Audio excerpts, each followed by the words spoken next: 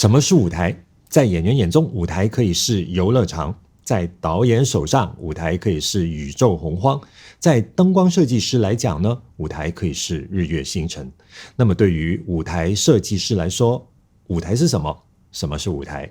我是林奕华，我是一个戏剧导演，也是这个介绍什么是舞台美学系列的导游。什么是舞台系列？第二位我要向大家介绍的舞台美学家是来自德国的杨培普鲍姆 Jan Papelbom。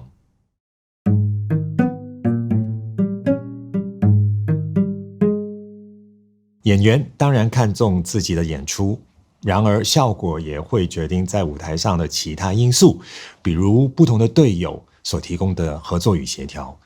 你以为我在讲的队友一定就是其他的演员吗？其他的演员之外，一台演出还有很多会发生的角色，虽然从他们而来的声音不是语言也不是文字，这听起来是不是有点悬，一点都不真实呢？ Jan Papelbom 说，他在为一个演出设计场景的时候，他想谈的是关于处理现实的问题，包括现实是由什么构成的，它是如何在不同的情况下产生。他说他不想发明实际上不存在的任何东西，所以他在日常生活中大量的收集不同的情境，同时也收集不同的物料。在创作的过程中，他便能就每一出戏的需要去检视这出戏所需要呈现的现实，以及这个现实与我们身处的时代的关系。这些思考都能启发他使用什么物料，以及物料与物料之间所形成的简单的组合，尽可能让这些组合成立，但又维持它们的简约性，是他致力做到的。Jan Papelbom 说，他的满足感来自于以前人们不可能做到的效果，那就是在一个晚上让本来就设计好的物料就位，把这些物料所构成的组合放在舞台上，并且可以随时被使用，这些组合便会自动散发出它独有的生命力，甚至达到可以不用在换场的时候闭上帘幕，也不用熄灭灯光，就能营造出代表剧中的任何时间和空间的能力了。Jan Papelbom 认为，物料就是启发演员的媒介，能够为一出戏带来没有被想象过的发展。1+1大于2，队友有很多种。所谓的物料组合，就是 Jan Papelbom 为演员、为剧本量身打造的一支团队。每一种的物料就是性格不同，但是合作的空间可以无限大的队友了。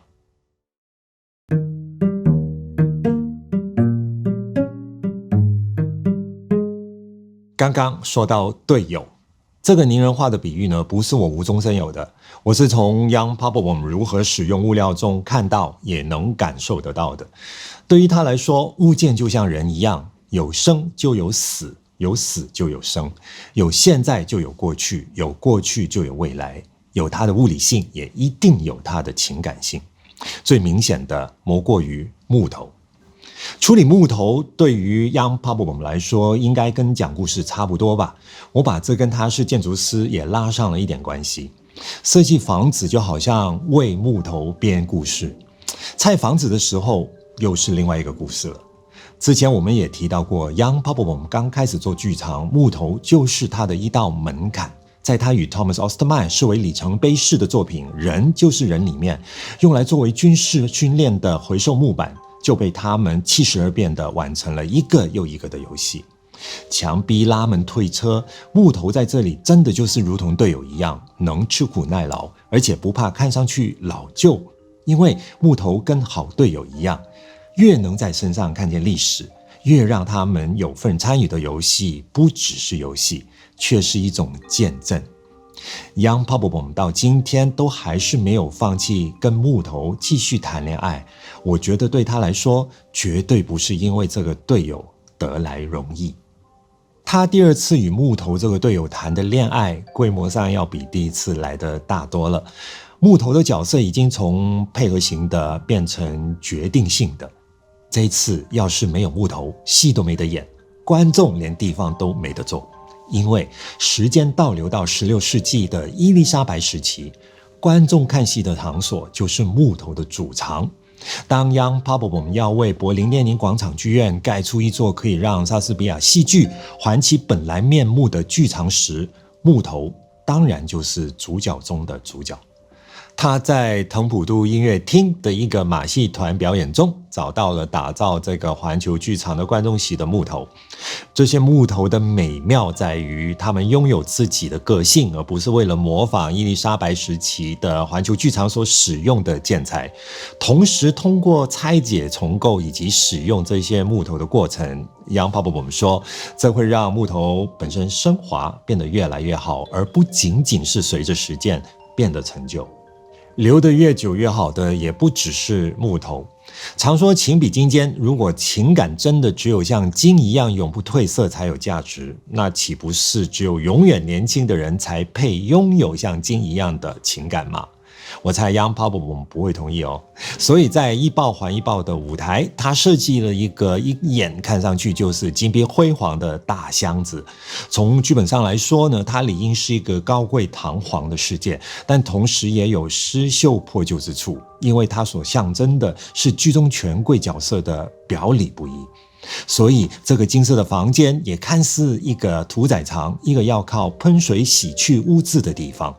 有些污渍可不是水可以洗干净的，但是水这个队友也还是很帮忙的。Jan Papelbom跟他的团队经过了讨论，最后在搭建这个金色房间的时候，没有使用黄金，而是使用黄铜，而且他们是采用了非常薄的黄铜片，将它们粘在墙壁周围的表面上。水在其中便催化了黄铜氧化的过程，不同于金的历久弥新。这个空间在过了一段时间之后呢，随着黄铜这个物料的特性就渐渐因为氧化而变色了。它不仅让我们看见了舞台上时间的变化，也看见了剧本中权力的腐败与衰亡。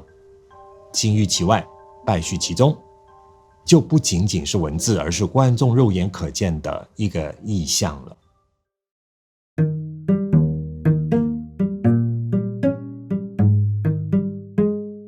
Thomas Osterman 的《哈姆雷特》有别于以往循规蹈矩的改编。首先一开场 To be or not to be 的这个名句呢，已经当头棒喝，这等于揭示了主人翁哈姆雷特的终极矛盾：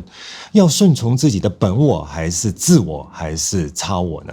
那Jan Papelbom为这个舞台设计所选择的主要队友呢，就是用来呈现这三个我的一种物料——泥土。当哈姆雷特处于本我的状态，就好像是一个还不能吃成人食物的婴孩，那些泥土就成为了专为婴儿制作的糊状的副食品。当哈姆雷特处于自我的状态，这些泥土就好像战场上的泥泞，让挥舞着刀剑的他看起来像是一个奋战的战士。然而，这只是像而不是是。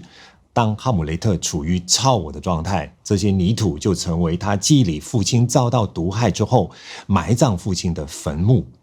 这样使用泥土，就让这个舞台可以不用按照原来剧本中众多的场景去转换，而是进入到哈姆雷特的主观世界。另外，哈姆雷特以当中的戏中戏而驰名。由哈姆雷特所构想出来的戏中戏，其实戏剧也是游戏，所以泥土在这里也就像那些在公园设施中给小孩玩耍的泥沙坑，结合这多重的跟我有关的场域，就能用泥土来表现。这就回答了 Jan Papelbom 为什么要以这个物料来呈现哈姆雷特的这个剧本想要呈现的议题了。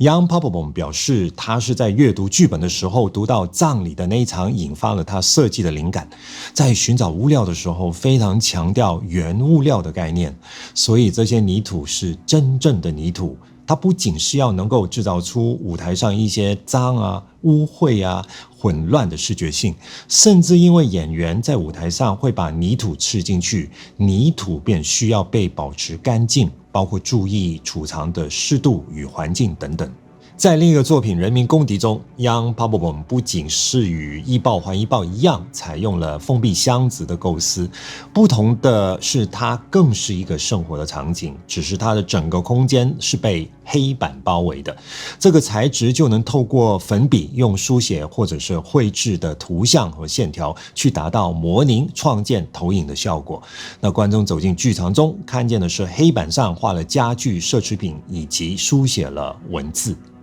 Jan Papelbom 给人民公敌的剧本中，主角史多克忙要前往社区会堂的情节，设计了一个解决的方案，就是当演员们演到那里时，他们会拿出油漆跟滚轮，将整个房间涂成白色，而且是从低到高一直漆上去。这个过程既带有颠倒黑白，又有粉饰太平的隐喻。加上观众席的灯光亮起，全场观众被邀请参与台上台下的辩论，黑白的隐喻又再多添一层，那就是个体与群众之间最终是不是只能够存在一种颜色。Jan Papelbom 说，你无法想象每天重新粉刷这个房间有多麻烦，因为每天都需要再还原原本的黑板，再将它画回开场式的图像。可是正是这种在舞台上所发生全面性的转变，对每一个晚上的演出都带来了影响。坐在剧院里的观众能感受到今天在舞台上发生的这件事，虽然明天看到同样的情节时呢，又有点不同。这代表了每天晚上发生于当下的改变。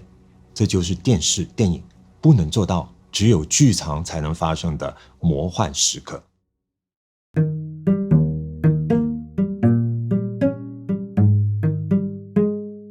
Jan Papelbom 有一天走进了一家柏林的酒吧，他发现其中有一套金属的帘幕，